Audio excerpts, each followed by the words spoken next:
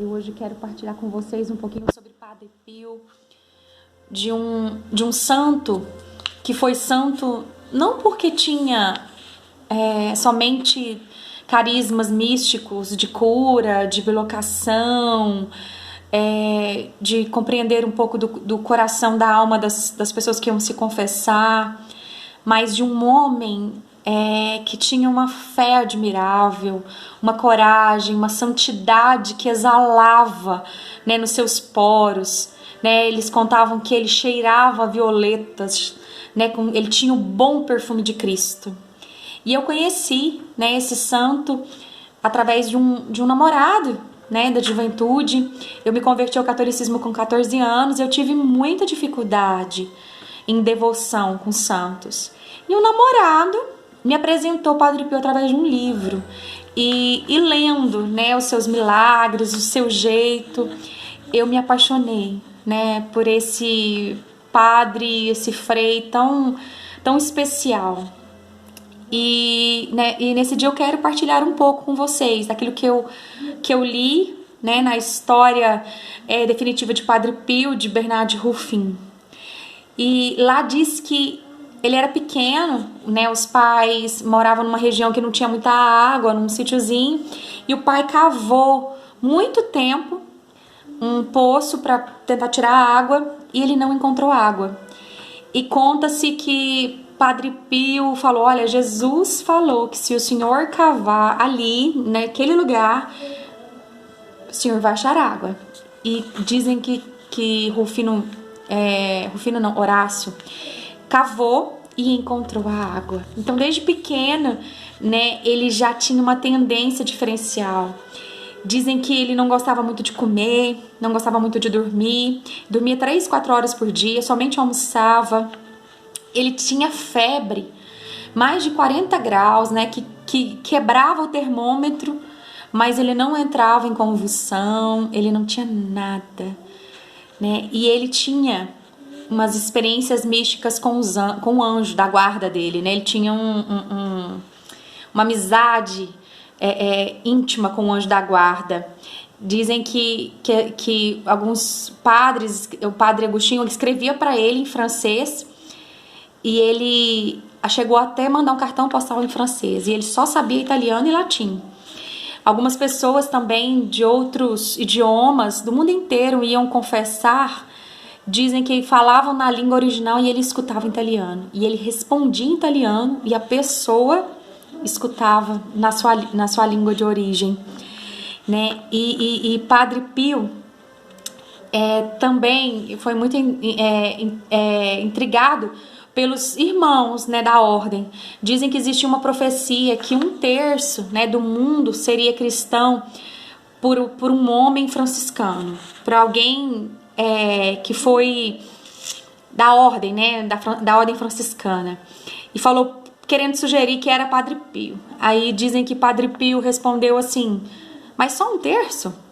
Eu quero mais, eu quero mais, eu quero levar todos a Deus.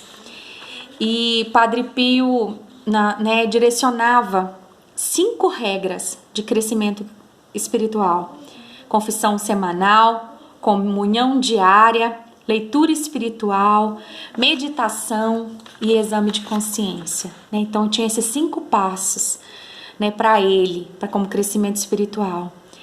E muitos contam que na Segunda Guerra Mundial eles foram ordenados, né, alguns aviões de soltarem bombas perto de Petricina e São Giovanni, que era onde que ele mais ficou, né? E muitos soldados, muitos militares viram Padre Pio antes de soltar a bomba. Dizem que viam um frei, né, com hábito, barbudo, à frente do voando lá nos ares, à frente do avião, acenando, falando para não soltar a bomba.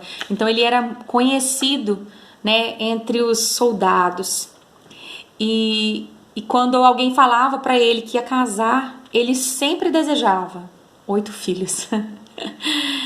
E o seu pai, né, o seu Horácio, no leito de morte, disse assim: Saiam todos do caminho, vou chamar os anjos e lhes dizer que me levem para o céu, e eu vou declarar, sou o pai de Padre Pio. Ele criou o exército de oração, né, os grupos de oração, pessoas que se reuniam com o objetivo de levar as almas para Deus e encorajá-las a rezarem juntos. E Padre Pio não era somente um homem que às vezes era meio direto, meio bravo, não. Ele tinha muitos momentos de bom humor. Dizem que uma mulher agarrou no braço dele e não soltava, e ele falou assim, não, tudo bem, leve o braço, pode ficar com ele, mas me deixa aí. Né? Em outra ocasião, diz que um grupo de freiras ficava gritando, padre, padre, padre, dê-me uma relíquia. Diz que ele gritou de volta, irmãs, voltem ao seu convento e façam as suas próprias relíquias. Certa vez, alguém ajudava ele, né, na leitura e nas respostas, porque ele recebia umas 1000 cartas por dia.